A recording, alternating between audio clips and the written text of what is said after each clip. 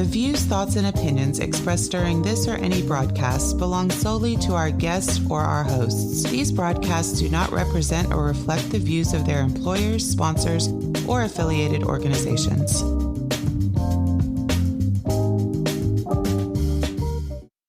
Welcome to the Flipboard EDU podcast with your host, William Jeffrey, where we collaborate, communicate, and educate with the greatest educators in the world on Flipboard. Let's start the show.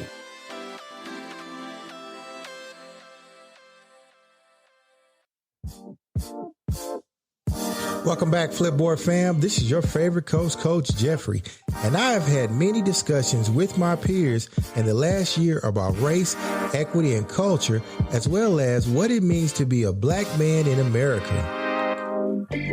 We discuss how ingrained racism is in this country and how its educational system perpetuates it. One conversation in particular that has continued to resurface is how the celebration of Black History Month has rested in the hands of educators. I can honestly say that my peers, who are as diverse as the United Nations, have been appalled at how some of the ways Black history is taught and introduced to students. Michelle Ellis tweeted an example which caught my eye as it began with, "Somebody is already messing up Black History Month." Then it dawned on me. Some educators may not know what is culturally appropriate or even be aware of biased practices embedded in Black history lessons during Black History Month. For the podcast, I spoke with Michelle Ellis and Dr. Yvette Blake, my mentor, about the ways we celebrate Black History Month in American schools. These two brave educators didn't hesitate to share their knowledge and expertise on the subject. So in this episode, we discuss teaching Black History Month and exploring ways that Black history can be incorporated into curriculums with fidelity. We also review resources for teachers and teaching Black History Month to provide suggestions for other educators to follow. So like we always do about this time, let's collaborate, communicate, and educate with the best educators in the world right here on Flipboard EDU Podcast. Welcome back, Flipboard fam. This is your favorite Coach Jeffrey, and I am excited about this show right here tonight. I have two amazing guests. I have first, Miss Michelle Ellis. Welcome to the show. Thank you very much. Appreciate being here. Excellent. And then I also have a pundit in education, a very great mentor friend of mine, Dr. Yvette Blake. Welcome to the show. Thank you. All right, great. So we're going to start off with you, Michelle. Michelle, let's tell the listening audience a little bit about yourself. Michelle Ellis. I am a 20-year veteran. I've taught elementary, middle, and high school all in North Carolina. I'm currently a high school science teacher. I'm a PhD candidate at Texas Tech University studying global and cultural competence in STEM educators. And I'm also the CEO of Total STEM Teach Ed Consulting, LLC. Amazing. All right. And Dr. Blake, your turn. Tell our listening audience a little bit about yourself. I am a retired educator after 38 years in the public school setting, as well as at the junior college level. I taught in middle school, reading and mathematics, and was a counselor in middle school as well, and a counselor in high school. And I've been an administrator in elementary, middle school, and high school. Currently, I am an independent consultant, and I do virtual coaching.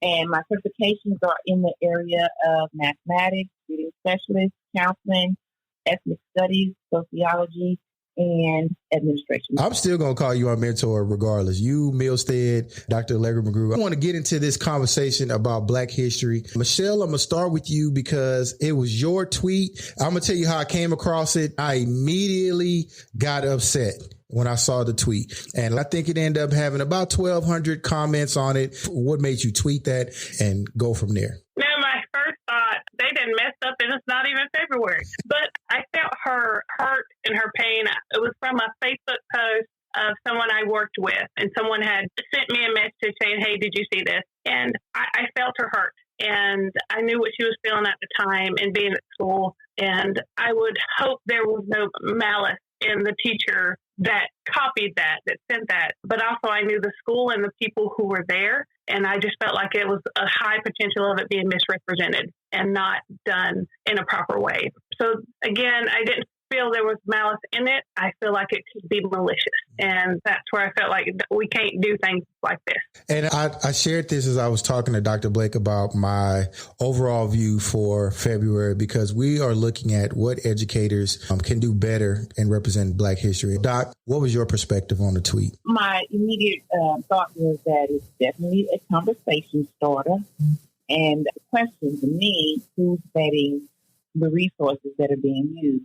And I was aware that this particular site had decided to take down that actual worksheet. I think it's an opportunity for us to sit down at the table and have some conversations about, what it should look like. What are some good resources to use to ensure that we're giving out the right information? And also to make sure we start talking about being culturally sensitive and recognizing that we're dealing with, diverse groups, and how what we say could be in a way that is not received well. Exactly. And I know people who are listening to the show, you haven't had a chance to see it, but Doc, I'm going back to you. What educational opportunity do you think that this person was trying to get across? I would say, I don't know the person, but my initial thought is, let us address Black History Month. And so let's start with some activity. However, when you start talking about curriculum, I'll start with that.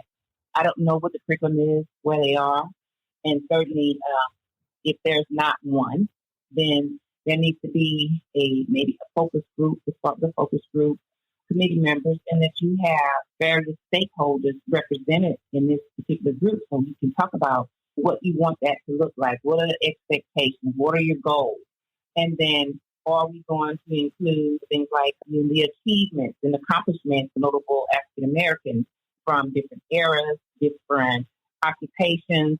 And I just think it's an opportunity to professionally develop those, who are going to celebrate with the students and give them some background knowledge. Michelle, what do you think about that? I would just like to note Dr. Blake on that. It could have been done differently. I really think that they were trying to be inclusive, but if you don't have the background to know how to be inclusive, then you come up with things like this and not being able to do those properly and actually being exclusive in your actions and with your intent to be inclusive. So where's the training in that? And could it have been done at another time? Is it just Black History Month where you're looking to celebrate Black hair? Yeah, starting with Black hair. And that's for those of you who haven't seen the tweet. It will be in our article that we will publish. Let me go back to you, Michelle, looking at educators. Are we divided on celebrating Black history, or are we together? What way do we celebrate Black history that's acceptable? When I saw the question, I thought we are divided on how to celebrate Black history because we're divided on whether we should even celebrate Black history. And that in itself becomes an issue of celebration. You hear my history every month, and it is. That is true. But this is the highlight reel, I guess you would say, of some of the things that Black Americans have contributed to. And I think about in global education, as I study how pre-service teachers are coming into college not having that knowledge. So when they go back out to teach students, here they're part of this cycle of misinformation because no one's bothering to do the research. We teach pretty much how we're taught. We relay the knowledge that we know, and we are knowing that information is incorrectly given to us. Especially when you think about people are still to this day. Last semester, a student was very upset and confided in me and said, Mr. So-and-so said that he compared the Holocaust and slavery and said that they were the same. And I was like, what? I was like, don't say anything. Because I can already tell by your Facebook. I thought, nah, not even bother.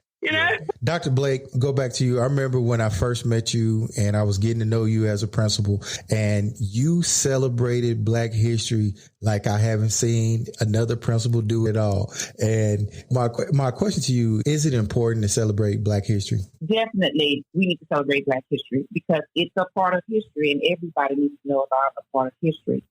So I think when you start talking about educating your kids, there has to be a conscientious effort about kids knowing about all of history. And so how do we go about doing that? So you get the kids involved. When you talk about the programs that we did at that particular location, there was a committee, there was a focus group, there was a committee, there were subcommittees, whether you were going to be dealing with students who were going to be part of the Living Museum, where they would represent certain African Americans and talk a little bit about their achievement once the spotlight was on them. Whether or not you're going to work with choir director for, different songs, if you're going to be part of the fashion show and helping kids look at what some dress attire was, whether or not we in the library had a collection of materials for students. And then when our parents are coming, which we would make sure that we promote this at a time that stakeholders are able to attend, having kids present in the library.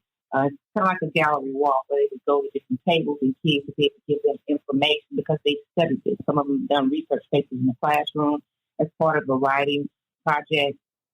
And in addition to that, bringing out some guests for kids to gain some knowledge about. For example, one location was the Buffalo Soldiers. There was a room where they could go in and you had a representative from there. You had some artifacts. You had to talk to them about that. And so that was the history. And then there were other locations where kids would go and there were things that they would be able to take home as resources for them to feel at home, have dialogue with their parents and information their parents to read so that they also could help them kind of reinforce, things that we were teaching at school. So I just think you cannot do enough when you start talking about history, period. So since that's the part that's not included in our curriculum, we need to find ways that we do that. And so one of the things I'm thinking is that, it should be included in the educator prep program. It should be included in our professional development the same way we do, if we're talking about social studies and we're prepping for what that should look like, make sure that it's included.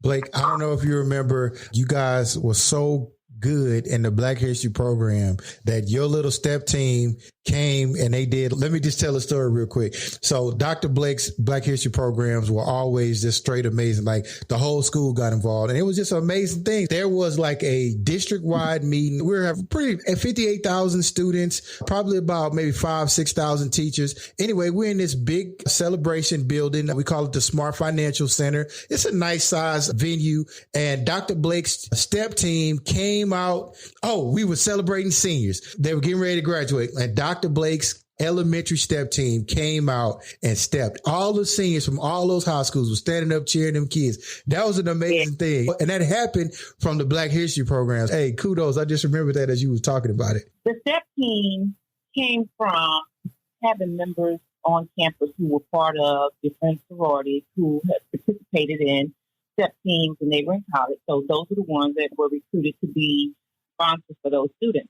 So that's also part of Black History. We start talking about the HBCUs, giving kids information about historically Black colleges and universities, and then some of the things that happened where the first African American sorority was started, at an HBCU. Here are some of the things that took place there. And so that's where that idea came from. And the other part, when we start talking about being inclusive, oftentimes we have different extracurricular activities. There's usually a particular criteria for students. But in this case, it was if students are interested, then we want students to be able to participate. And what we found happened was that some of the students who had typically been introverts were now leaders. And so they were some of the ones that were at that facility starting off that activity. And so we were really proud of the kids, and it made kids feel really proud and to know that there's something that, I can do this later. And so sometimes they can get involved in some of the little programs that the organizations have prior to students going off to college.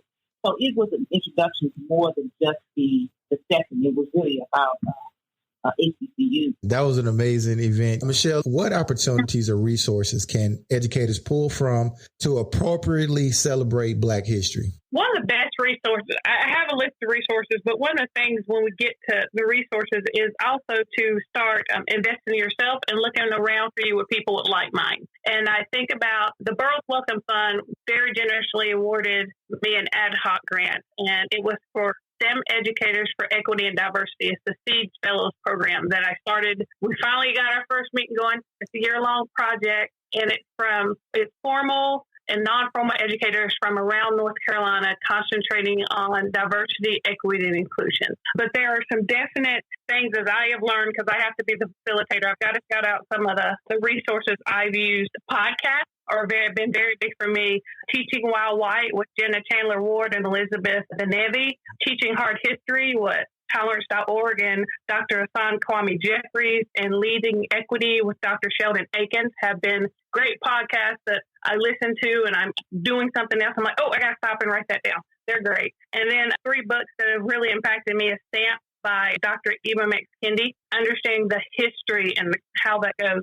Right Fragility by D'Angelo, and Why Race and Culture Matter in Schools by Dr. Terrence Howard. So those are places that I have looked to find resources, because a lot of people have to learn, unlearn, and relearn. And it's a continual process that we have to go through. We have to take the time to invest in research in ourselves, not only for our students, but society that we impact as educators. If I'm not mistaken, Dr. Blake, you said that same thing to me yesterday. Learn, unlearn, and relearn. Did you say that yesterday? Yeah, pretty much. Pretty much, yes. Dr. Blake, how would you like to see Black history celebrated in America? I think it should be a part of the curriculum. I think it should be a part of prep programs. And I think it should be a part of the professional development, so that teachers are familiar with what activities are appropriate. When they're having conversations with students, they'll know how to direct kids to a particular place for more information. One of the things I think is important to know is that there are some very good resources out there. For example, let's talk about the African American Museum in Washington, D.C. And if you just go to the website, it will give you lots of information. And of course, in the school, you have to ensure that you've got a collection of books that address famous African Americans, so that when kids want to come in and they want to read about whether it's an author, whether it's somebody who was a musician, an actor, whatever the occupation is, that we have a variety of those for kids to see and know about their. Why is it not in the curriculum to begin with? That's really the main question. 2021, not for me to get on my soapbox, but the first African came over here in 1619. America was established in 1776. Then in 1865, quote unquote, slavery was ended. And then from there, 1968, African Americans were given the right to vote. America has not had a history without the Black experience. So why is it not in the curriculum? I don't know if that was rhetorical, but I'm going to jump that one. Yeah. Because even in North Carolina, we just went through this past week about the social studies curriculum and how they didn't like the wording because it made African Americans sound like they were being oppressed. And so basically it was like, where's the lie? It has been oppressed as African Americans. Like, why are we trying to say that it wasn't just because it wasn't some of your experiences? Why are we arguing this point of all this history? And you're educators. It's there. It's all there. And even exclusions, thinking about the civil rights movement and how that was inclusive of the Americans with disabilities and other underrepresented groups. And that stuff gets lost out. There's so much missing because you're trying to exclude the contributions of others. And for what reason? That is baffling. Dr. Blake, where can our guests find you at? I'm on Twitter at Blake_Yvette, and I'm also on LinkedIn. And what's your handle on LinkedIn? Yvette Blake. Yvette Blake. Got you. All right. We definitely going to be looking you up. And I sure appreciate you coming on the show. Thank you so much for having me. I really appreciate it. Gotcha. All right. And Michelle, where are you found that on social media? I am on Twitter at Total STEM is my handle. Okay, great. I just want to, before I end the show, I want to just say that my good friend, Crystal Vanderboom at Flipboard, prepared some resources for Black history. And I just want to thank her for doing that, because this has sparked a really huge conversation amongst people. And I want to thank the people at Flipboard, especially Crystal Vanderboom and Aileen Laylor, who edit the blog that we write.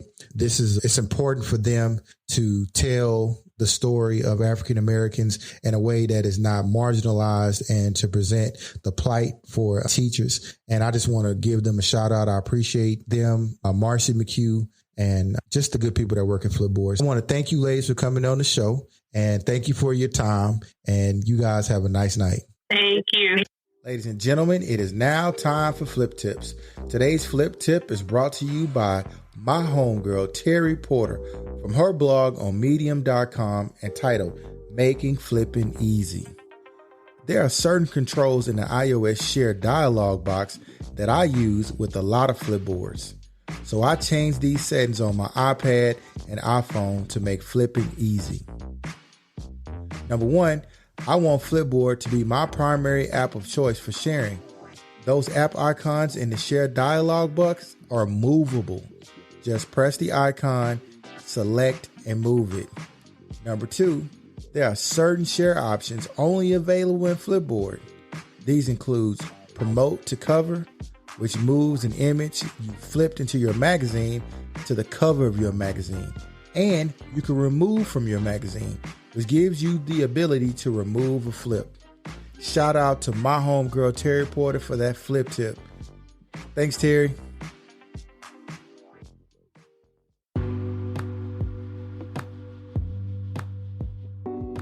Flipboard is a great way to collect articles for classes, show off your school and school spirit, and share expertise with peers.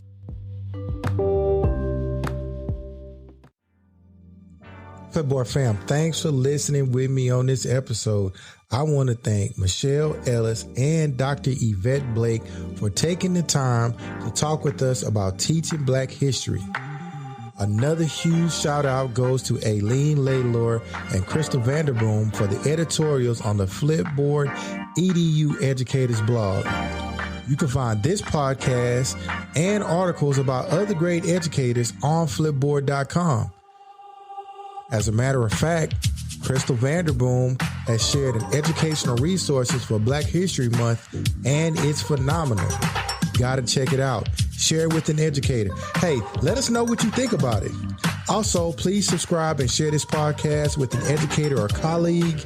Give us a rating. We prefer 5 stars. Our podcast is available globally and everywhere you listen to podcasts. So until next time, family.